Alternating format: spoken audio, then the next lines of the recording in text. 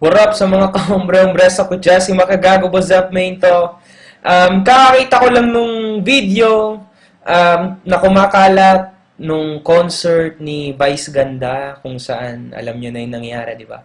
May gusto lang ako sabihin kay Vice Ganda. Vice Ganda, di nakakatuwa yung scene na ginawa mo nung concert mo.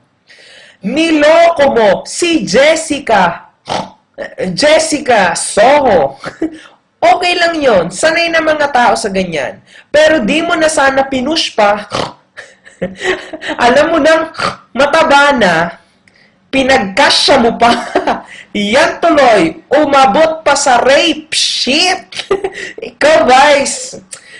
Seryoso yung mga jokes na ginagawa mo. Alam mo, hindi nakakatawa dahil kitang-kita ng mga taong ginagawa mo, lalo na mga facial expressions ng mga taong inaapi mo sa mga shows mo, di ba, etc., etc.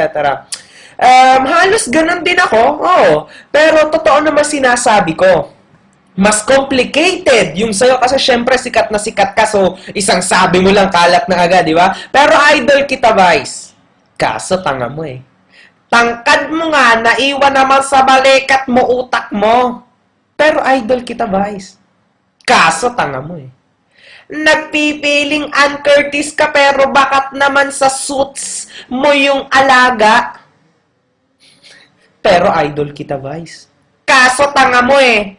Alam mo na mataba si Jessica, inulit mo pa. Bulag kami, bulag. Pero idol kita, Vice. Kaso tanga mo eh. Mas pinili mo pa si Maki Becky na i-guest sa GGB kaysa sa akin. Masakit, Vice. Masakit. Pero idol kita, Vice. Kaso tanga mo eh.